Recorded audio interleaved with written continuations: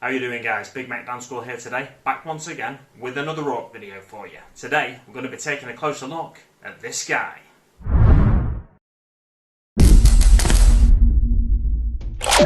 If you've been paying close attention in other videos recently, you may have noticed this Squig Dread that I've built and painted in certain other videos, and also if you follow me on Instagram, big_Mac_Danskull, you will have seen him on there as well. However, I thought I'd give you a closer look on video so you can really see what I've done and see that it's not as good necessarily as it looks, you know, the dirty secrets that are hidden with the view I've been showing you. So without further ado, I'll turn the camera down and get zoomed in on him so you can get a nice close look. So up close and personal now, you can see you get a reasonable idea of the sort of work I've done on him. The first thing I did was, obviously, I had to build him first. You'll see the back piece here of a Redemptor Dreadnought. This entire torso section is a Redemptor Dreadnought, and so are the legs. I've spoken about the build on previous videos, so I won't go into too much detail about that. If you want to know more about the build, feel free to ask in the comments below, but it's just a repurposed Redemptor Dreadnought, basically. Painting wise though, that's what I want to talk about in this video. I sprayed it first off with a black paint all over, and then I sprayed it with reds and browns to give it a nice rusty colour. The red I use is a Halfords spray paint here in the UK. You can get a red primer from Halfords. It's really nice, sort of orangey red colour, nice for a rust effect. And the brown I used was the Glacé brown from Montana Gold, I think. It's a Montana spray paint anyway. You can get it in stores like Hobbycraft and certain craft stores and graffiti stores and stuff like that, art stores. Anyway, then I got a sponge. I got a sponge and I got some blue paint. I used Cantor blue. No, I didn't use Cantor blue on this guy. I used MacLeod blue and Calidor Sky at first, and just dabbed over all the areas I fancied getting a bit of blue paint on, really. And then I actually, for the checkers, I'll show you these checkers here. So the checkers, some of my neatest checkers I've ever done. I actually made a little sponge. I'll go and grab that and show you the sponge that I made to just do some quick, simple checkers. I've got them on the top there, and I've got them on the side there. They're not as good on the side because I pressed a little bit too hard, but I'll grab that sponge in a sec and show you. So here's a sponge I wanted to show you. It's actually a piece of sponge from the bottom of a running shoe. It fills a gap in some old Nike running shoes where they used to have a chip you'd put in the running shoe to track your run. And I found this lying about my house somewhere, so I cut out squares in order to make just a nice little dab-on stencil. So you just dab it in the paint, or you paint some paint on using your brush, and then just press it onto the miniature, and you can roll it round, and you can press hard if you want, but it gives you that sort of effect on this side, or you can press lighter and it gives you the sort of effect I've managed to achieve on top of the miniature there.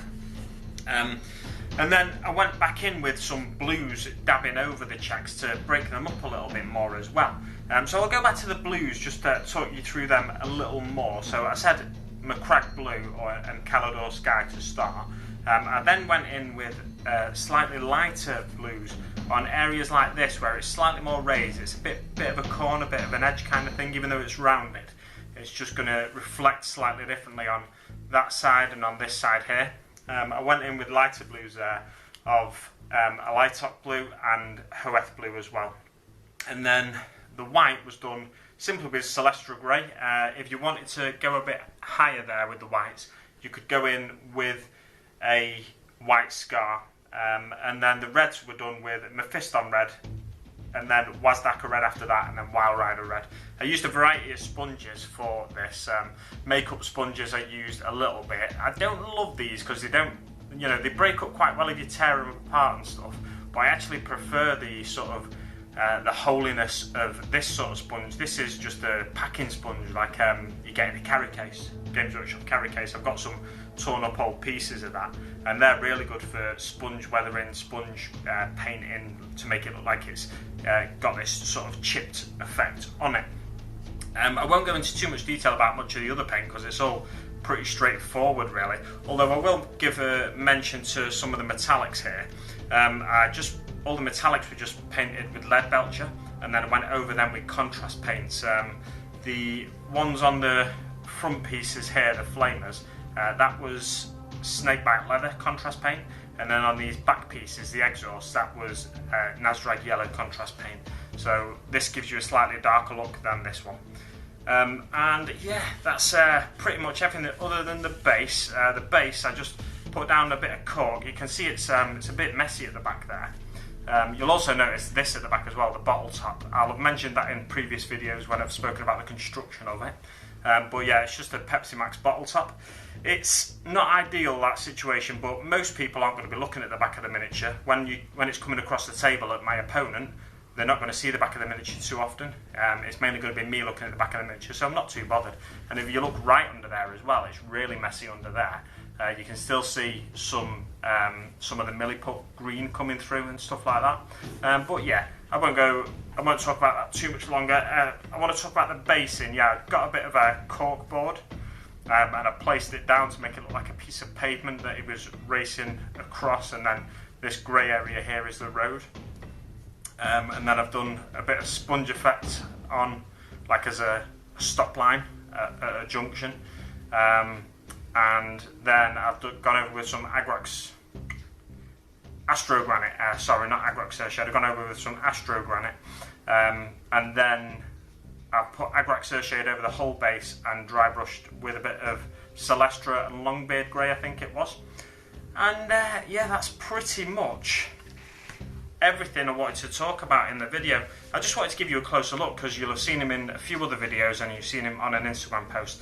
I was actually really pleased to see that I got this miniature on the Warhammer TV Hobby Roundup. I'll put a still of it up now for you so you can have a look at some people looking at my miniature. I was really pleased because, I don't know, it just feels like a nice little, like getting a prize from an art show or something like that, getting a miniature featured on the Warhammer TV Twitch stream. Yeah, so there we go. That's everything for you. I'll come back up to my face now, shall I? So there we have it. That was a little bit of a closer look for you into my Squig Dread. Yeah, so he's armed with 2 flamers. He's got the claw. He's actually got 2 claws because the jaw counts as a claw as well. So that's the loadout I've gone for. I don't know about optimization in terms of gameplay. I just go for what I think looks cool, and that works for me. If I wanted to play with 1 claw, I could do. Obviously, just this claw could just be 1 claw, but I like the idea of the jaw as a second claw. Yeah, I'll leave it there for now, guys. I hope you like the miniature. Let me know what you think in the comments below. I hope you've enjoyed this video. If you have, don't forget to give it a like, subscribe if you've not already done so, and if you'd like to support the channel, you can do so by following the link to my Patreon. There's also some other videos on my channel, regular content. There should be some here for you. Thanks very much for watching, and I'll see you on the battlefield.